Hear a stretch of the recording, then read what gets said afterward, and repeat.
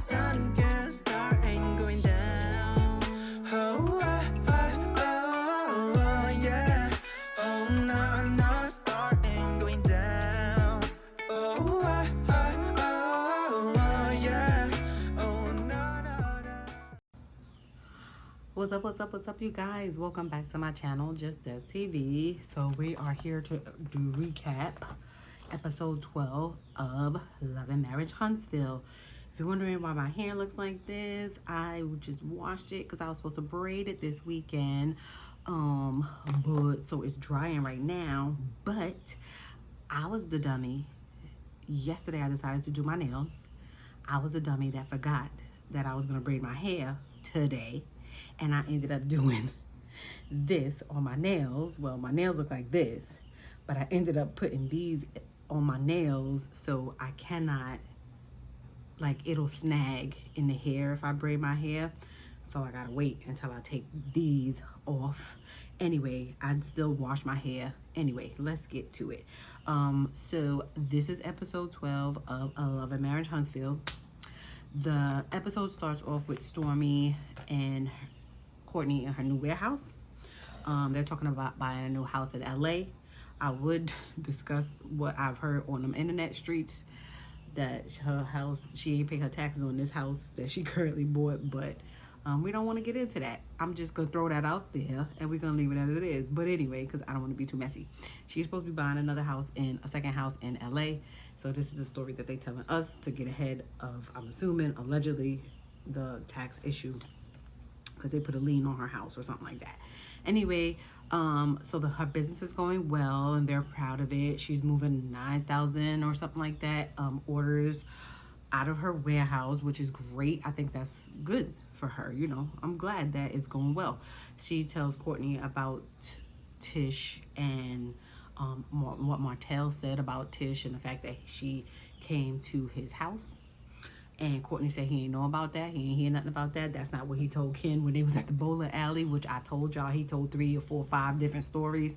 So whenever they get to the right or real or true story, we're going to discuss it, which I'm assuming we kind of really did it, and I misjudged Martell.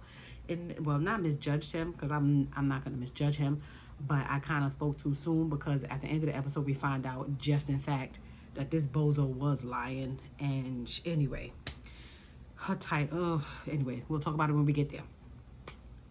So Martell meets up with Destiny, and of course they talk about Moses and Sonny.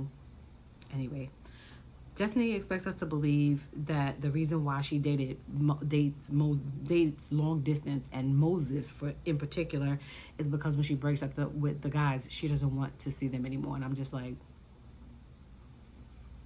that's the story you going with? Okay. All right, girl. All right. Martell then proceeds to tell Destiny that he thinks Moses still likes her and that Moses wants both of them, her and Sonny. And I'm just like, I understand why y'all friends. Y'all are both messy unnecessarily, because not one time from that conversation that they actually put in the episode did I get that from Moses. But you never know. I don't know. I don't know them people. I don't know those people. Anyway, they also want us to believe that Destiny is the only reason why Moses and Sonny is working with Chris and Martell. And I'm just like, these are the only people that they really know in Huntsville. Chris decided to show him Martell's apartment because he's trying to make this dude some money. But if that's the story y'all want to go with, that's the reason that they obsessed with Destiny, I'm going to roll with it, child. I'm going to roll with it, too. I'm rolling with it with y'all. Okay. And he said he believes that, he don't believe that Moses and Sonny is happy. They're just trying to act like that. And I said, okay, whatever. I don't know. Like I said before, I don't know those people. So y'all decipher that. I don't really care. They seem all right to me. Clearly they doing something right because they trying to have a baby. But does he really know what happiness looks like? Does Destiny really know what happiness looks like for them to even make those statements? But push on, push on, push on. Destiny, Tish, and Stormy are at the gym, and you know, Destiny's talking about she's dating, and I'm just like, if you're dating, then why are you so worried about what's going on with Sonny and Moses? Why are you spewing so much vitriol towards them? You would be focused on your dating life and letting us know, like, oh, I'm going on a date, child. I ain't got time for these people. But everybody's different. Everybody's different. And if I was dating her, I would be mad. I would just be like, all right, it's time for me to exit stage left.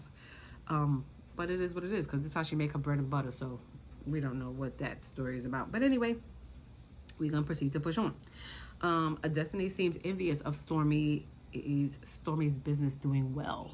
And that's how she looked in the confessionals to me, like she was a little bit envious. Darling, that green-eyed monster is showing its face on you, Destiny. And I feel like just try to do better and stop being envious of people, because your next target is going to be Stormy.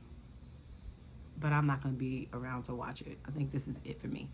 You know, and then here we go again with this bored-ass divorce story that they got going on. And I don't really care about this tight teeth talking chick and her divorce, non-divorce, marriage, non-marriage. I'm tired of hearing about it every episode. Stop trying to force feed us this storyline, and we are bored about hearing about this.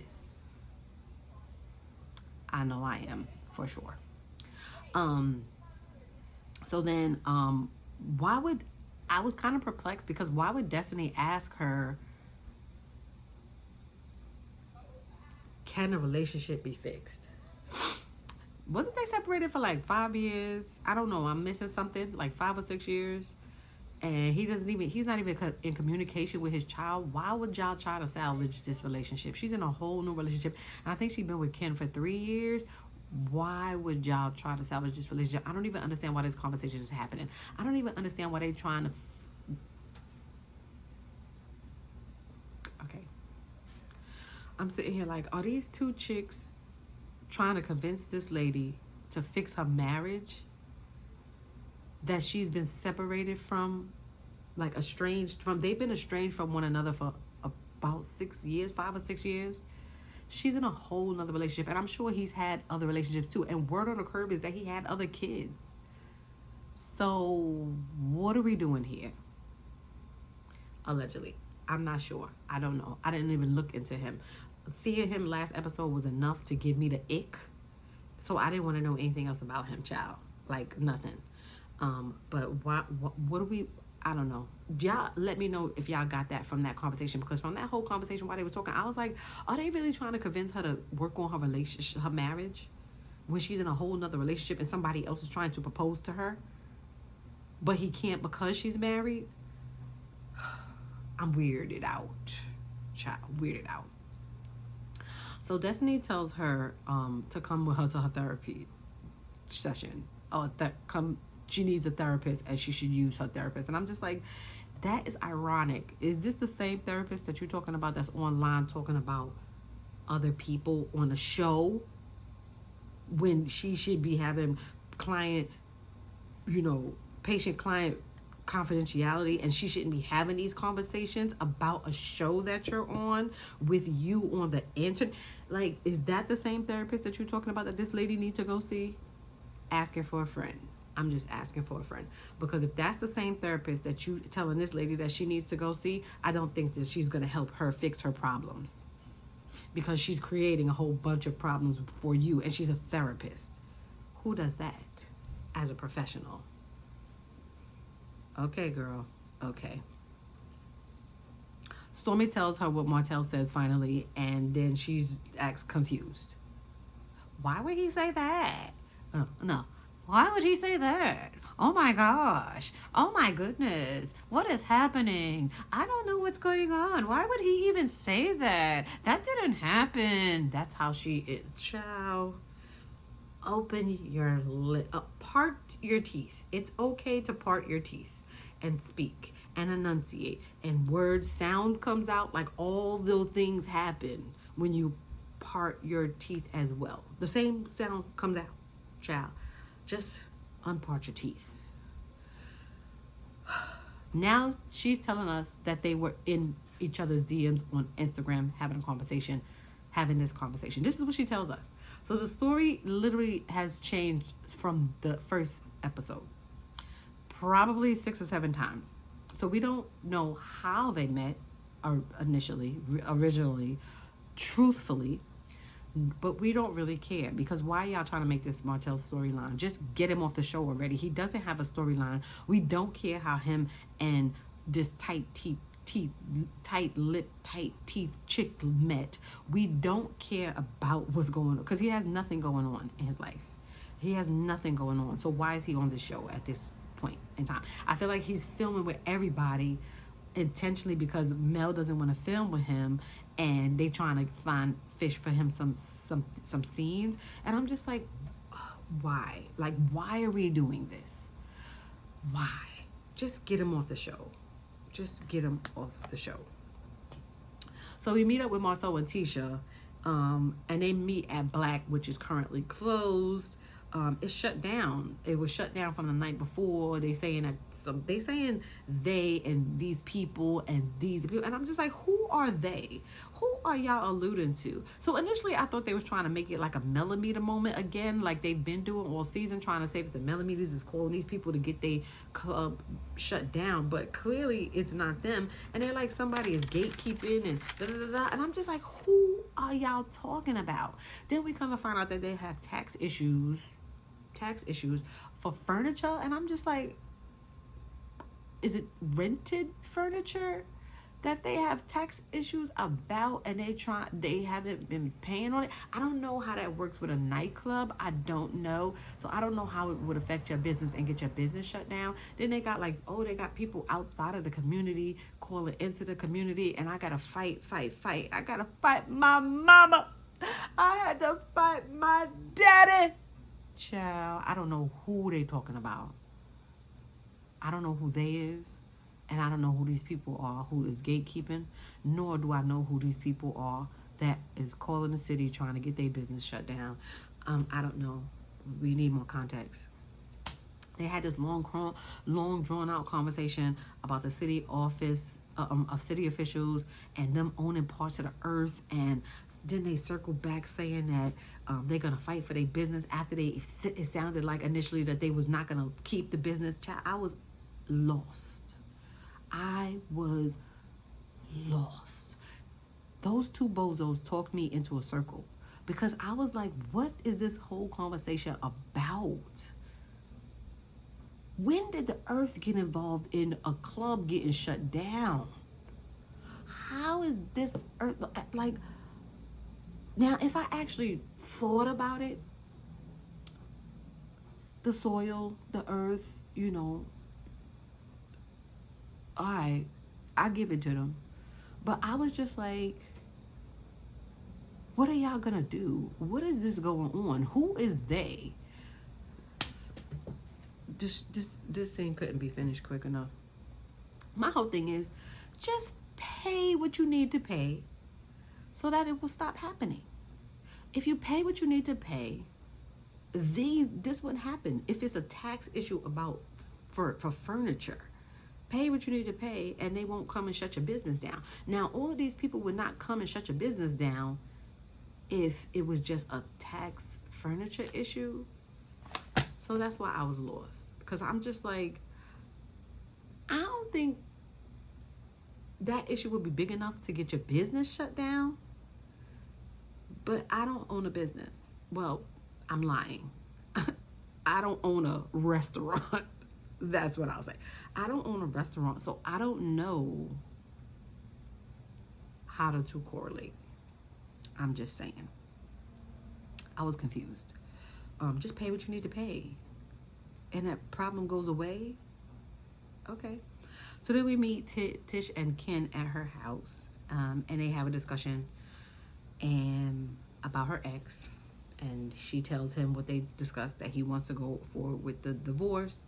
And Ken just wants it to be over with already. Like, all right, whatever y'all need to do, just do what y'all need to do and file the papers. He's all for it. You know, he's been saying that all season. I agree. Just do it. Like, we don't even have to discuss it. Go down to the courthouse and just get it done. Pay the $250 and get it done. And he asked her to pay half of $250. Or even if you have to pay $400. $200, sir? You're going to live and die behind $200, child? Okay. So Ken, they start discussing the fact that the ex-husband doesn't have a relationship with her daughter, and the stuff that he said about him on Father's Day and the stuff that they said about the school, blah blah blah blah blah. And he said, like, none of this would have happened if he would have just stepped in and did what he needed to do as a father. He didn't have it. Like, none of this would have happened. It's, you know, he and that homeboy needs to just stop the nonsense. And I agree. And it's the same thing that Marcel told them last episode. You walked out. You chose not to have conversations with your child. You chose to be distant. You cannot blame that on Ken when he stepped in and did what you decided to walk away from. So I agree. She told him about what Martell said, you know, the Martell situation and what was said. And now she's admitting that she did go to his house. And her excuse was she didn't remember where they met. And she didn't remember if she went to his house or not. She thought they were supposed to meet at the gym, this, that, and the third. And I'm just like, I remember a lot, especially when it comes to hit and runs, relationships. If I see somebody that I used to know, you know, now there is somebody that I used to know, I would remember the situation and the scenario. How it played out, what went down, how we met, where, like, I would remember. I remember stuff from when I was like 16 years old, dealing with relationships and stuff. So, girl, you're spoon feeding us shiitake mushrooms, child. Shit. Stop it. And then I'm just like, this is really kind of stupid for you to sit here and tell us 3,000 different stories along with this bozo. I said, all right. Then she goes with, you know, I'm a private person and I don't like my business out there like that. And I'm just like, but somebody has been telling 3,000 different stories about you, and that's the story that you want to go with, that you're a private person and you don't want to clear your name if that's not what happened or that's not how it happened, because he told them y'all met when y'all was out and about. You said y'all met through the brother. Like, it's just a whole bunch of different stories. And now you're saying that you actually went to his house, but nothing happened again. And then y'all was in each other's DMs because nothing happened because the conversation got a little heated because y'all started talking about Melody and their situation. And I'm just like, the boredom hit heavy. It did hit heavy, but I really like how Ken clocked it and told her exactly what he needed to tell her, as far as like, she should have been honest and she should have been forthcoming, and she should have never hid something like this, because then it makes it look like something that is not like it is now, and it's going to be a snowball effect. And you know, she needed to get on the, you know, on the right side of things, because he's telling the story and it makes it look like she's being secretive and doing stuff behind his back. And I'm like, I'm glad you clocked it. And I like Ken, and I like his attitude, and I like his approach, and I just feel like Ken does not need to be with her. I'm just going to say it. Ken does not need to be with her. Ken needs to be with somebody who is unattached and who is at the same place that he is at. She is not in the same place that he is in. They're not on the same page. Ken is moving forward. He has forward thinking. He is open and he is receptive, whereas she is not. And she has a lot of situations going on. She needs to clear that up. She might be a great person. She might be really good in bed. She's a great person that goes to the gym and works out and takes care of herself. And these are all probably the qualities that he likes about her. But her personality and what's going on with her doesn't match up to where he is in life. They are on two different pages in life. And he needs to recognize that, which he probably does. But because he's already in it, he like so far in it, he doesn't want to turn back, but he doesn't need to be with her. I'm just gonna say it. He does not need to be with her. I like the fact that he is straightforward when he has conversations. He don't beat around the bush. He says what he needs to say. He how he feels, honestly, not hurtful. He doesn't raise his voice. He's like a gentle giant.